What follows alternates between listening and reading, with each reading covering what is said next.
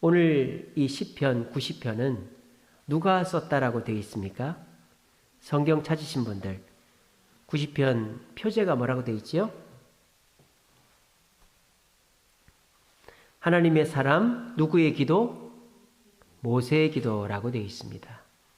이 시편 90편은 모세가 지었습니다. 여러분들이 잘 아시는 그 모세 말입니다. 그래서 이 시편 90편 때문에 시편의 저작 기간이 1500년이 되는 거예요. 그래서 이 시편 모세가 지었기 때문에 1000년이나 앞으로 가는 거죠. 그래서 이 시편 90편은 모세가 지었습니다. 자, 그러면은 이 시편 90편은 모세가 어떨 때 지었는가? 성경학자들이 말하기를 금송아지 사건이 있은 다음에 지었다라고 되어 있어요. 금송아지 사건 아시죠? 모세가 시내산에 하나님의 율법을 받으러 올라갔는데 40일 동안 안 내려오자 아론을 대장으로 한 이스라엘 백성들이 금송아지를 만들어 놓고 거기서 잔치를 벌였던 사건이 금송아지 사건이에요. 모세가 하나님과 말씀을 나누고 십계명을 받아 내려오는데 밑에서 소란스러운 거예요. 여호수아가 얘기합니다. 모세 선지자님, 이상합니다. 백성들이 춤을 추고 난리가 났습니다. 가보니까 금송아지를 만들어 놓고 그것을 하나님으로 섬기고 있는 거예요.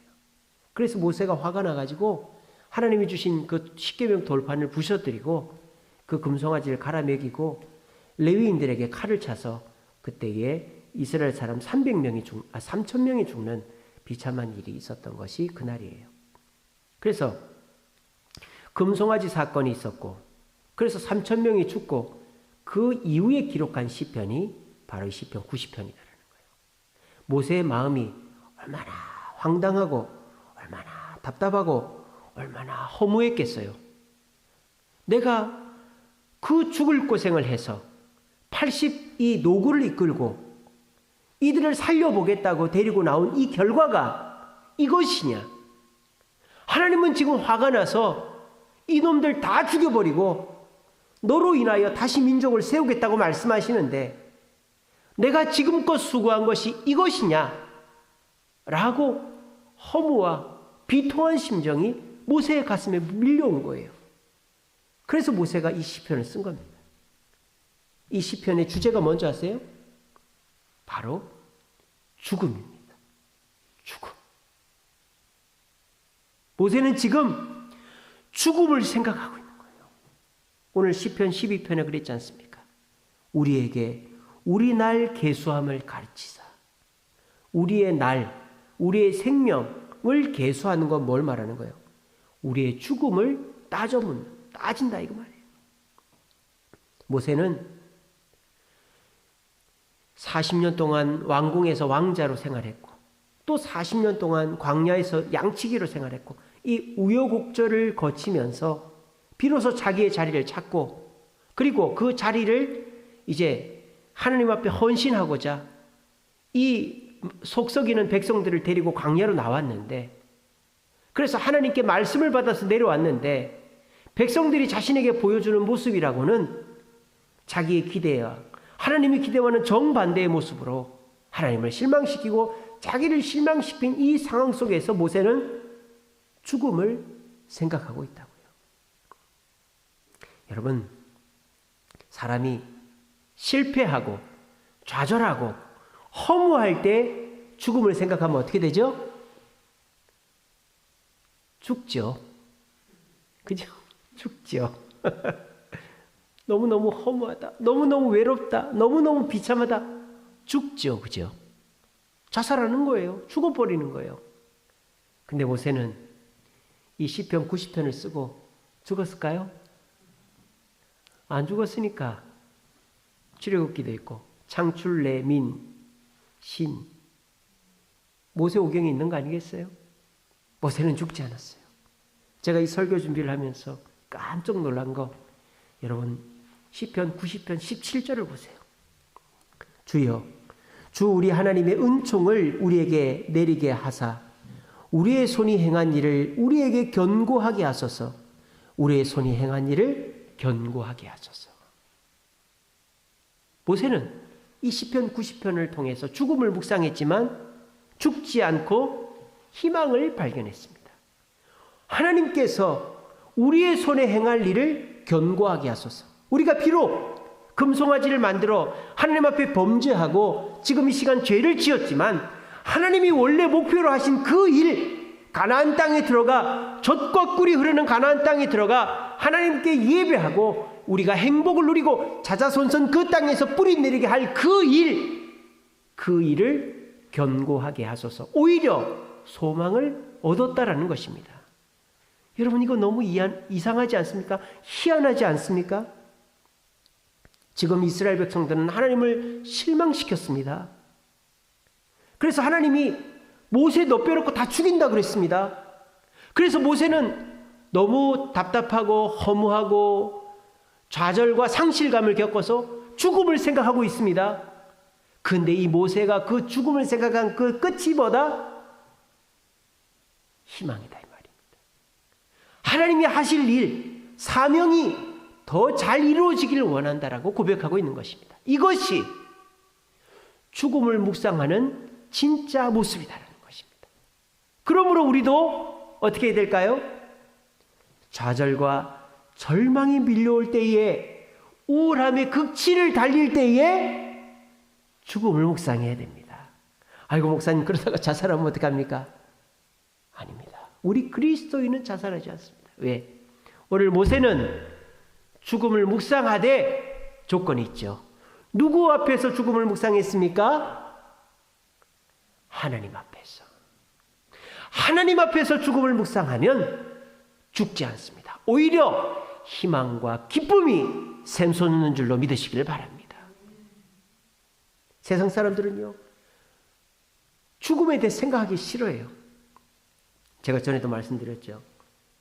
누가 싸울 때 이길까요?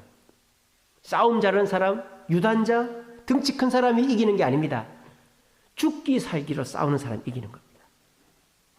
많이 맞는 사람이 이기는 거예요.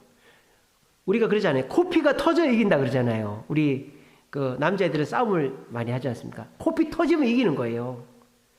코피 안 터지면 집니다. 내가 피를 봐야 이기는 거예요. 눈이 뒤집혀야 이기는 거죠. 죽기 살기로 싸우면 이깁니다. 죽음 앞에서 겁을 안 내는 사람 아무도 없어요. 그러니까 사람들은요, 죽음을 두려워합니다. 그러니까 생각 자체를 안 하려고 하죠. 그리고 죽음에 대해서 얘기하면 재수없다 그럽니다. 세상 사람들의 관점에서 죽음을 생각하기 때문에 그렇습니다. 여러분, 세상 사람들의 생각이 요즘은요, 무엇으로 연결되어지는지 아세요? 바로 알고리즘이라는 것으로 연결되어집니다. 알고리즘이 뭔지 아십니까?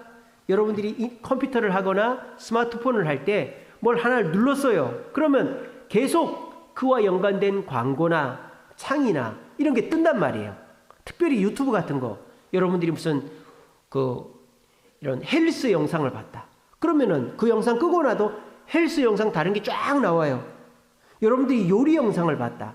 그럼 요리 영상이 쫙 나와요. 이게 뭡니까? 알고리즘이죠. 컴퓨터가 알아서 그 사람이 좋아할 만한 거를 자꾸 보여주는 거예요. 근데 여러분, 사람이 컴퓨터나 스마트폰에서 보여주는 알고리즘을 쫓아가지고 인터넷을 하고 스마트폰을 하면 어떻게 되는지 아세요? 그 끝이 뭔지 아세요? 선정성과 폭력성입니다. 왜? 사람들의 눈을 그 창에 붙잡아 놔야 되거든요. 그러니까 이 알고리즘은요, 어떻게 하느냐? 그 끝이 굉장히 선정적이고 굉장히 폭력적이게끔 하는 거예요. 그러니까 세상 사람들의 생각을 따라가다 보면, 요즘 세상 사람들의 생각이 바로 알고리즘이거든요. 그 알고리즘을 따라가다 보면 그 끝에는 선정성과 폭력성으로 허무와 상실, 죽음밖에 없다라는 거예요. 그 대표적인 예가 뭔지 아세요? 얼마 전에 개봉된 넷플릭스 드라마 지옥입니다. 혹시 보신 분들 거의 없죠, 그죠? 넷플릭스 영화 지옥. 그 영화의 내용이 뭡니까? 어느 날 갑자기 괴물이 나타나서 사람을 때려 죽인다. 그걸 가지고 어떤 이단 신흥 종교 하는 사람들은 죄가 있어서 맞아 죽는 거다. 그런 식으로 주장하고, 어떤 사람들은 이건 자연재해다. 그 두 그룹이 싸우는 영화가 지옥이라는 영화예요. 그 영화 보세요. 죽음에 대한 인간의 가치관이 그대로 녹아져 있잖아요. 죽음은 뭐다? 어느 날 갑자기 나한테 닥치는 괴물의 습격이다. 죽음은 피할 수 있으면 피하고 싶다. 피해야 된다. 그 영화에 그대로 드러나는 거예요. 근데 그 영화를 만든 연상호 감독이 이걸 알고 만들었는지는 잘 모르겠어요.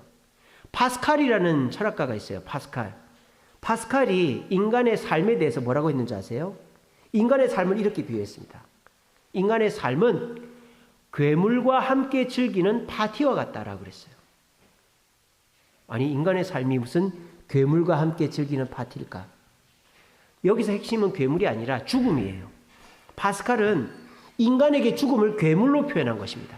그래서 이 괴물이라는 놈이 우리에게 죽음처럼 갑작스럽게 닥쳐오는 거예요. 그래서 사람이 갑자기 죽어나가는 사람들이 있는 거죠. 한 사람, 두 사람 막 죽어나갑니다. 그러면 어떻게 됩니까? 사람이 죽어나가면 사람들이 그 죽음을 생각하지 않습니다. 어떻게 할까요? 언제 그랬냐는 듯이 또 파티를 합니다. 음악을 연주하면서. 왜? 죽음에 대해서 답이 없거든요. 그러니까 세상 사람들은 죽으면 순서가 없잖아요. 나이 든 사람은 먼저 죽는 게 아니잖아요. 젊은 사람이 먼저 죽거든요. 그런 경우도 있거든요. 그러니까 갑자기 한두 사람 죽어나가면 사람들이 그거를 처음에는 슬퍼하다가 조금 지나면 어떻게 할까요? 다시 음악을 연주하면서 아무렇지도 않게 파티를 즐긴다는 거예요. 그러다가 누가 또 죽으면 조금 슬퍼하다가 또 파티를 즐기고, 그런 연속이 인간의 삶입니다. 파스칼이 여기서 얘기하고 싶은 게 뭘까요? 죽음이라는 것은 우리가 대비할 수도 없고 우리가 어떻게 막을 수도 없는 것이다라는 것. 파스칼은 그리스도인이거든요. 기독교인이거든요. 굉장히 신실한 기독교인이었습니다. 파스칼의 팡세라는 책 아시죠? 팡세. 그 프랑스 말이잖아요. 생각이라는. 그래서 거기 보면 기독교 사상 그대로 녹아져 있거든요. 그러니까 파스칼은 죽음에 대해서 생각해라, 너희들. 그리고 그 죽음에 대해서 우리는 답이 없다는 것을 알고 하나님께로 와야 된다. 저는 그 연상호 감독, 지옥이라는 드라마를 만든 연상호 감독이 파스칼의 그 이야기를 알고 만들었는지는 잘 모르겠지만 파스칼의 이야기가 똑같잖아요. 어느 날 갑자기 괴물이 나타나서 사람을 죽이고 사라지고. 근데 사람들은 그거를 각자 반응하고 아무렇지도 않게 살고. 그게 죽음이다 이 말입니다. 세상 사람들의 죽음은요, 대비할 수 없습니다. 대처할 수 없습니다. 그냥 방관할 수밖에 없습니다. 그러니까 사람들은 죽음을 생각하기 싫어합니다. 그리고 세상 사람들이 죽음을 생각하는 그 순간 그 죽음의 덫에 걸려서 자살에 이르게 된다. 이게 세상 사람들의 죽음에 대한 생각이다. 그래서 죽음을 생각하려고 하지 않습니다. 근데 우리 그리스도인들은 어떻다? 죽음을 묵상해야 된다. 왜? 죽음을 묵상하면 묵상할수록 우리의 삶의 소중함을 느끼고 기쁨과 희망을 발견할 수 있기 때문이다. 단 어떻게? 하나님과 함께 죽음을 묵상해야 된다는 겁니다. 오늘 이 시편 90편의 모세는 하나님 앞에서 죽음을 묵상했더니 지금 자기 앞에 일어난 이 어처구니 없는 사건, 금송아지를 만들고 축제를 하고 그래서 3,000명이 죽어나간 이 어처구니 없는 사건에 허무와 좌절과 상실에 빠져 있지만 하나님 앞에서 죽음을 묵상하니까 모세가 하나님이 하실 일을 우리 손에서 굳게 하시라고, 가나안 땅에 들어가는 그 일을 절대 포기하지 마시고 우리가 거기 들어가 하나님의 뜻을 이루게 해달라고 오히려 기쁨과 희망을 발견하게 되는 것입니다. 오늘 이 자리에 계신 저와 여러분, 우리는 언젠가 죽습니다. 여기서 죽음을 피할 수 있는 사람이 있습니까? 아무도 없습니다. 우리는 모두 죽습니다. 근데 그 죽음 앞에서 우리가 어떻게 해야 될까요? 죽음을 대비해야 되는 겁니다. 왜? 죽음은 누구도 피할 수 없고 우리 인간이 겪어야 될 가장 큰 장애물이 죽음이기 때문입니다. 남자는 군대, 여자는 출산이 가장 큰 힘든 일이라고 합니다만 그것보다 더 힘든 일이 죽음 아니겠어요? 그래서 제가 전에 섬기던 그 해감교회 목사님은 항상 그렇게 기도합니다. 주여 든잠에 저를 데려가 달라고. 든잠에 데려가 달라고. 40대 때부터 그렇게 기도하시더라고요. 그러니까 사람이라는 건요, 죽음을 항상 생각하고 준비를 해야 되는 거예요. 여러분, 사람이 죽기 전에 오래 병치레하고 말이죠. 저희 아버지처럼 치매로 살아있어도 살아있는 게 아니고 말이죠. 그리고 하나 고치면 하나 아프고 하나 고치면 하나 아프고 이렇게 살면 되겠습니까? 그렇게 죽음을 맞이하면 되겠어요? 우리 인간에게 있어서 가장 큰 고비, 장애물은 죽음입니다. 정말 하루 이틀 아프다가 든잠에 천국 가는 그것만큼 큰 기쁨과 행복이 어디 있겠어요?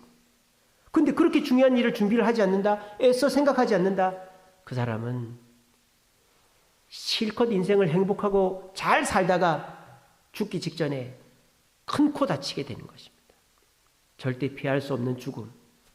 우리 인간의 가장 큰 장애물인 이 죽음은 모세처럼 묵상하면 오히려 우리에게 기쁨과 희망을 주는 좋은 채찍질, 좋은 자양분이 될 수 있습니다. 우리 시간 모세가 어떻게 죽음을 묵상했는지를 저와 함께 잘 묵상해 보시면서, 그래, 내 삶이 힘들고 어려워서 죽고 싶을 마음이 있지만 내가 하나님 앞에서 죽음을 묵상할 때 오히려 내 삶에 소망이 생기고 그 소망으로 다시 새 힘을 얻어, 제가 목요일날 보내드린 것처럼 새 일이 내게서 일어날 거야 라는 것을 묵상하며 생각할 수 있는 저와 여러분들 되시기를 간절히 바랍니다. 오늘 본문에서 모세는요, 죽음을 어떻게 묵상하느냐, 아까 제가 말씀드렸죠. 첫째는 하나님 앞에서 죽음을 묵상합니다. 2절에 보세요. 1절부터 주여 주는 대대에 우리의 거처가 되셨나이다. 산이 생기기 전 땅과 세계도 주께서 조성하시기 전 곧 영원부터 영원까지 주는 하나님이십니다. 자, 모세는 지금 하나님을 묵상하고 있습니다. 근데 하나님의 어떤 점을 묵상하고 있지요? 영원무궁하신 점과 천지를 창조하신 전지전능하신 점을 묵상하고 있어요. 자, 여러분들도 어려움이 생겼을 때 기도하시겠죠? 하나님 도와주세요. 근데 어떤 하나님을 묵상하십니까? 나에게 무관심하신 하나님, 아무리 불러도 대답 없는 하나님을 묵상하면 안 되는 거예요. 하나님께 기도할 때 첫 마디가 천지를 창조하시고 모든 것을 아시고 생사화복을 주관하신 하나님, 나를 도와주세요 라고 얘기해야 되는 거예요. 여러분, 사람이요, 생각이라는 걸 할 때는요, 그냥 막무가내로 생각을 하지 않습니다. 반드시 뭐가 있을까요? 전제라는 게 있어요. 전제. 사람이 긍정적인 전제를 가지고 생각하면 고난도 기쁨과 희망이 됩니다. 하지만 부정적인 전제를 가지고 고난을 묵상하면 죽고 싶은 거예요. 또 동양적인 전제를 가지고 생각하면 정과 이런 가족 중심의 그런 생각들이 앞서고요. 서양적인 생각을 전제해서 생각하면 그냥 어떤 합리적이고 아주 이성적인 생각이 앞서게 되는 거죠. 이처럼 사람은 생각을 할 때 어떤 생각에 바탕을 두고 하는가가 굉장히 중요한 것입니다. 우리가 하나님을 묵상합니다. 근데 응답해 주지 않는 하나님, 답답한 하나님이라고 말하지 마시고 천지를 창조하시고 영원무궁하시도록 영원토록 함께 하시는 주여, 나를 불쌍히 여겨달라고, 그렇게 하나님을 고백하는 것이죠. 그렇게 하나님을 고백할 때 그 하나님은 나에게 은혜를 주실 수 있고 내 문제를 해결할 수 있는 분이 되는 것입니다. 뭐조차도, 죽음조차도. 왜? 천지를 창조하시고 영원무궁하신 그 하나님께서 만드신 죽음이라면 그 죽음의 문턱도 나는 잘 넘어갈 수 있다라는 확신이 들게 되는 것입니다. 근데 하나님을 묵상하지 않고 죽음이 하나님의 섭리가 아닌 나의 죄고 그냥 내가 잘못해서 일어난 일이고 나쁜 거라고 생각하면 우리는 그 죽음을 좋게 평가할 수가 없는 것이죠. 그런데 저와 여러분들이 천지를 창조하시고 영원토록 우리와 함께 하시는 그 하나님께서 우리의 죽음도 섭리하시고 주관하신다고 믿으면 어떻게 됩니까? 그 죽음의 순간도 외롭거나 두렵거나 우리에게 나쁜 것이 아니다라는 확신이 들게 되는 겁니다. 그래서 모세는 첫 번째로 하나님을 묵상하되 영원무궁하시고 천지를 창조하신 하나님, 그래서 이 금송아지 사건도 하나님이 섭리하고 계시고 내 죽음에 대한 묵상도 섭리하고 계시는 하나님을 믿습니다 라는 고백으로 묵상을 시작하는 겁니다. 두 번째는 어떻게 됩니까? 6절입니다. 풀은 아침에 꽃이 피어 자라다가 저녁에는 시들어 마르나이다. 여기서 풀이 누구를 말할까요? 인간을 말하는 거예요. 하나님을 바라본 다음에 모세는 누구를 묵상합니까? 인간을 묵상하는 거예요. 자, 보통 사람들은 거꾸로 됐죠. 인간을 묵상하고 하나님을 바라봅니다. 그러니까 하나님이 안 보이는 거죠. 내가 너무 커 보이는 거예요. 그런데 우리가 하나님을 바라보고 나를 바라보면 내가 한없이 작아 보이고 겸손해지는 거죠. 여러분들 수학여행이라고 있습니다. 수학여행. 우리 어렸을 때 다 수학여행들 가잖아요. 뭐 지금은 수학여행이 별 의미가 없어요. 왜냐하면 워낙 여행을 많이 다니고 TV나 인터넷이나 스마트폰이나 외국에 대해서 많이 볼 수 있기 때문에 굳이 수학여행 안 가도 되죠. 근데요, 우리 뭐 어르신들, 우리 장로님 나이 때라든지 뭐 어르신들 나이 때에는 기차 타기도 힘들고 버스 타기도 힘들잖아요. 그러니까 어디 경주라든지 또 뭐 대전, 서울 이런 데 수학여행 한번 가면은 눈이 뒤집히죠. 그죠? 그래서 수학여행을 왜 간다고 그럽니까?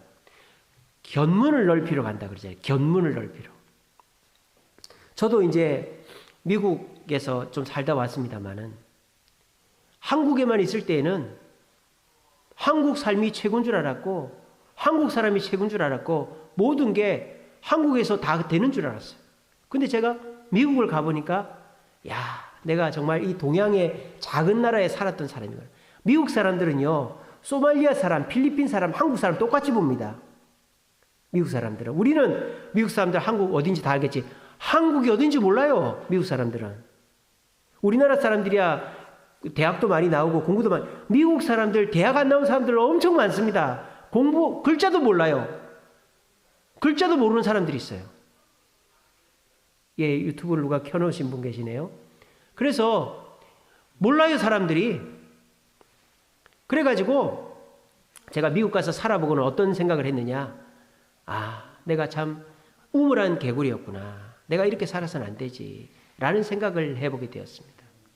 이게 뭡니까? 사람이 큰 것을 보면 내가 얼마나 작은지를 깨닫게 되는 거예요. 근데요, 내가 크다 대단하다 이렇게 생각이 딱 고정이 돼버린 다음에 아무리 큰 걸 봐도 그까짓 거 이렇게 되는 거죠. 아시겠습니까? 요즘 사람들이 그렇다 이 말입니다. 쥐뿔도 모르면서 내가 요만큼 안다고 다른 사람들 얘기들 그 틀려서 이렇게 한다든지 가진 것도 없으면서 내가 가진 것이 다라고 얘기하고 말이죠. 그게 뭡니까? 먼저 나부터 본 사람은 남이 눈에 들어오질 않는 거예요. 모세는 어떻습니까? 하나님을 바라보고 하나님의 영원 무궁하심과 또 하나님의 놀라우심을 바라보고 자기를 보니까 자기는 뭐와 같다? 풀과 같다. 하찮은 존재다라는 걸 보게 된 거예요. 우리도 그렇게 해야 됩니다. 여러분, 오늘 죽음에 대해서 얘기합니다. 우리 인간의 나약함을 느낄 때가 언제죠? 장례식장 갈 때 아니에요? 장례식장에서 큰 소리 내는 사람 있습니까? 아, 내가 이런데 말이야. 나는 영원토록 살 거야. 내가 돈이 100억, 200억인데 난 죽지 않아. 이런 사람 아무도 없어요. 장례식장에서 목소리를 높이는 사람 없습니다. 장례식장에서 자랑하는 사람 없습니다. 장례식장에서 자신감 넘치는 사람 아무도 없습니다. 다 겸손합니다. 왜? 누군가는 저 영정사진에 들어가야 돼요. 여기에 있는 사람, 모든 사람이 영정사진에 들어가야 돼요. 그래서 장례식장에서 교만하고 의시되고 자랑하는 사람 아무도 없어요. 이게 뭔 뜻입니까? 죽음 앞에서는 모두가 겸손해진다는 거예요. 마찬가지로 우리가 하나님 앞에서 내 죽음을 생각할 때 우리는 내가 한없이 작아지고 한없이 낮아지는 것입니다. 이것이 우리에게 필요합니다. 먼저 비참한 나를 보지 마시고 하나님을 보시고 나를 보는 거예요. 그런 다음에 어떻게 해야 됩니까? 마지막으로 14절입니다. 14절에 보시면 아침에 주의 인자하심이 우리를 만족하게 하사 우리를 일생 동안 즐겁고 기쁘게 하소서. 자, 자칫 잘못하면요, 우리는 풀과 같으니까 무가치하고 나약하고 그냥 우리는 이대로 있다 없어질 것 같고 그래서 좌절하고 절망할 수 있습니다. 그런데 우리가 좌절하고 절망하지 않는 이유는 무엇입니까? 영원 무궁하시고 전지전능하신 그 하나님이 우리를 긍휼히 여기신다라는 거죠. 더 직접적으로 얘기하면 우리의 아버지가 되신다라는 것입니다. 이것이 우리에게 뜻하는 바가 뭡니까? 여기에 희망이 있다라는 것이죠. 아무리 희망이 없고 아무리 막막하고 아무리 죽을 것 같아도 우리가 그 영원 무궁하시고 전지전능하신 하나님이 우리를 만족하게 하시고 또 우리를 일생 동안 즐겁고 기쁘게 하신다는 것을 믿으면 우리는 죽음의 공포 속에서도 기쁨과 희망을 발견할 수 있게 되어지는 것입니다. 이것이 죽음의 위기 속에서 우리가 죽음을 묵상하더라도 희망과 기쁨을 발견하게 되어지는 방법이다라는 것입니다. 여러분, 우리가 예수 믿는 과정도 이와 같죠. 예수 믿는 과정에서요, 먼저 내가 앞서면 안 돼요. 내가 마음이 힘들고 외롭고 내가 뭔가 부족한 것이 있어서 하나님을 만나고 예수를 믿어서 마음의 평안을 얻고 내 삶의 문제가 해결되고 싶다. 이렇게 접근하면 그 사람의 믿음은 제대로 된 믿음이 되지 못하는 거죠. 어떻게 해야 됩니까? 하나님을 먼저 봐야 되는 거죠. 하나님이 천지를 창조하시고 독생자를 보내시고 그 독생자를 믿으면 천국에 간다라는 하나님의 말씀을 먼저 받는 것이죠. 그리고 우리를 보는 것이죠. 그런데 우리는 나는 예수를 믿지 않고 나는 지금 죄를 짓고 있고 그래서 지옥 갈 운명이구나. 여기에 좌절하고 절망하는 것이죠. 그런데 그 주님의 복음, 주 예수를 믿으라. 그리하면 너와 내 집이 구원을 얻으리라. 너희는 아무것도 염려하지 말라. 아버지를 믿으니 또 나를 믿으라. 너희 아버지 집에 너희가 거처할 곳이 많다. 이 말씀을 듣는 그 순간 우리의 마음속에 긍휼이 임하는 거죠. 위로가 임하는 거죠. 그렇게 해서 주여 내가 주님을 믿고 싶습니다. 내가 주님을 믿고 그 아버지 집에 가고 싶습니다. 나에게 믿음을 주세요. 라고 기도할 때 성령께서 우리에게 믿음을 주시는 거죠. 그렇게 해서 예수를 믿어야 우리가 진짜 예수를 믿고 우리의 삶이 변화되고 성령의 축복으로 우리가 영적으로 성장하게 되어지는 것입니다. 마찬가지로 우리가 죽음과 비교할 만한 고난과 어려움을 만났을 때 그거를 애써 외면하고 술로 외면하고 여행으로 사람을 만나서 잊어버리려고 하지 마시고 그거를 묵상하십시오. 어디 와가지고 교회 와가지고 하나님 앞에서 기도하십시오. 우리가 3월달부터 모자이크 기도회를 할 것입니다. 3월달부터 여러분들이 교회에 와서 기도하는 거예요. 교회 부흥을 위해서도 기도하고 여러분 개인을 위해서도 기도하고 오늘도 여러분 기도하고 가십시오. 우리 10시까지 기도하고 갑시다. 얼마나 좋습니까? 좀 춥긴 하지만 10시까지 기도하고 갑시다. 그래서 하나님 앞에 내 그 고민과 염려를 다 내려놓는 거예요. 뭐라고 기도하면 됩니까? 천지를 창조하시고 영원 물면하시는 하나님, 내가 지금 너무 힘들고 어렵습니다. 내가 이 힘들고 어려운 상황을 겪어보니까 나는 참 내가 대단하고 잘난 것 같았는데 나는 아무것도 할 수 없는 부족한 존재라는 걸 깨달았습니다. 하지만 하나님이 나를 사랑하시고 하나님 나와 함께 하시니 이것도 넘어가고 하나님이 나를 통해 일하실 줄 믿사오니 나에게 희망을 달라고 이렇게 기도가 되는 거예요. 그러니까 저도 이제 기도원을 가거나 교회에서 새벽 기도를 하거나 기도를 하면요. 처음에는 막 울 때도 있고 너무 힘들어서 죽고 싶다고 말할 때도 있습니다. 기도할 때는요. 하나님 너무 힘듭니다. 죽고 싶습니다. 이걸 어떻게 해결하면 좋습니까? 근데 신기한 건 뭔지 아세요? 기도가 끝날 때에는 하나님 감사합니다. 로 끝나시더라고요. 여러분들도 다 그런 경험 있으시잖아요. 기도원을 가시거나 교회에서 기도하실 때 하나님 나 죽고 싶습니다. 나 너무 힘듭니다. 나 너무 외롭습니다. 그렇게 기도하다가 내가 할 얘기만 딱 끝내고 가는 게 아니라 내가 기도를 끊지 않고 하나님이 원하실 때까지 계속 기도하면 끝에 가면 하나님 감사합니다. 하나님 믿습니다. 하나님 감사합니다. 저는 그렇게 되던데요. 이게 뭡니까? 고난을, 죽음을 하나님 앞에서 묵상하면 하나님의 긍휼이 느껴집니다. 하나님의 자비가 느껴집니다. 그 결과로 마지막 고백은 감사와 기쁨이 되어지는 거예요. 이게 기도의 힘이라는 거예요. 희한하죠? 기도했다고 문제가 해결되는 건 아니에요. 하지만 기도하고 나면 분명한 사실은 내 마음에 기쁨과 평안이 임한다라는 거예요. 그리고 하나님이 기도 후에 어떻게 해서든지 그 문제를 해결해 주신다라는 거예요. 이번 한 주간 동안 교회 대출 문제로 이렇게 서류 만들어가면 이렇게 만들고 이렇게 만들어가면 이렇게 만들고 그리고 뭐 동사무소 갔다가 구청 갔다가 세무서 갔다가 제가 이제 사무실이 없으니까는 프린터로 누구한테 갔다가 어디 갔다가 막 그래가지고 서류를 막 산더미 같이 만들어 100장을 만들었어요. 그리고 은행에 갔더니 이거는 안 되고 저거는 안 되고 이거 다시 만들고 다시 만들어 오고 막 이게 스트레스가 쌓이는 거예요. 그럴 때마다 하나님께 기도합니다. 하나님, 어떻게 하면 좋습니까? 이게 서류가 이게 준비가 안 되면 대출이 안 나오는데요. 이거 어떻게 만들으라고 가르쳐 주지도 않고 무조건 만들어 오라는데 어떻게 하면 좋습니까? 막 기도합니다. 하나님, 이거 안 된다고 하는데 어떻게 하면 됩니까? 어디를 가면 됩니까?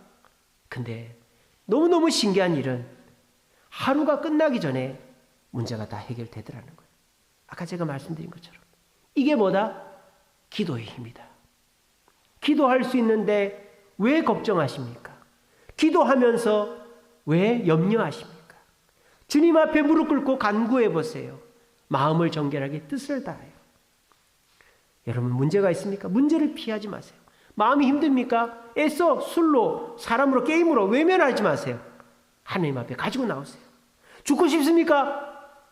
죽고 싶다고 말하세요. 남편한테, 아내한테, 자녀들한테, 친구한테. 안 그러면 진짜 죽어요. 죽고 싶은데 죽고 싶다고 말 안 하는 사람이 죽는 겁니다. 죽고 싶은데 죽고 싶다라고 말하는 사람은 절대 죽지 않아요. 사람한테 얘기해도 죽지 않아요. 특별히 하나님한테 얘기하면 그 죽음이 오히려 희망과 기쁨으로 바뀌는 것입니다. 오늘 이 시간 저는 여러분들과 함께 죽음에 대해서 생각해 보았습니다.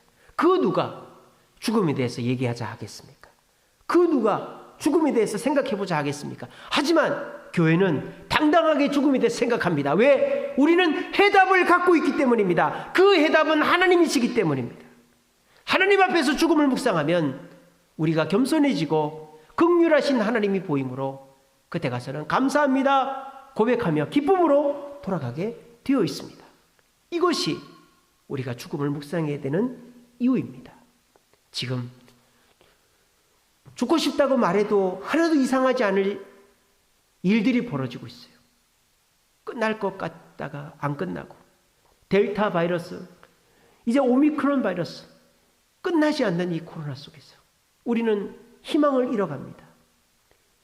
이럴 때 스마트폰을 켜서 유튜브를 보면 그 알고리즘은 우리를 자극적이고 선정적이고 폭력적인 것으로 가게 해서 결국은 내 삶에는 소망이 없구나 하는 결론에 이르게 합니다. 하지만 이 죽음의 현실 속에서 교회에 나와 기도하고 하나님을 묵상하면 내가 겸손해지고 하나님의 긍휼하심이 보이므로 다시 일어나 새 일을 할 수 있는 용기가 생기게 되어지는 것입니다. 오늘 이 금요기도에 나오신 저 여러분, 여기서 힘들지 않은 사람 누가 있겠어요? 어린아이는 어린아이대로, 우리 세한이도 고민이 많아요. 형아가 불닭볶음면을 샀는데 저거를 한 젓가락 훔쳐 먹어야 되는데 어떻게 하면 좋지? 우리 세한이도 고민이 많아요. 우리 승혁이도 고민이 많고, 우리 전사님도, 우리 장로님도, 권사님들도, 저도 고민이 다 많습니다. 근데 차이는 뭡니까? 그거를 누구하고 얘기하느냐입니다. 죽음까지도 하나님과 얘기하면 희망과 기쁨으로 바뀌는 줄 믿으시고, 오늘 이 시간 하나님, 나 죽고 싶습니다. 나 힘듭니다.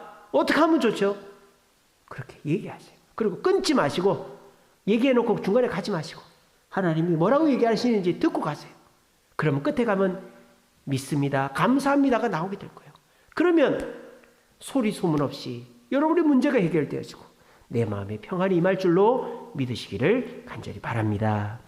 우리 시간에 찬양을 하겠습니다. 불을 좀 꺼주시고요.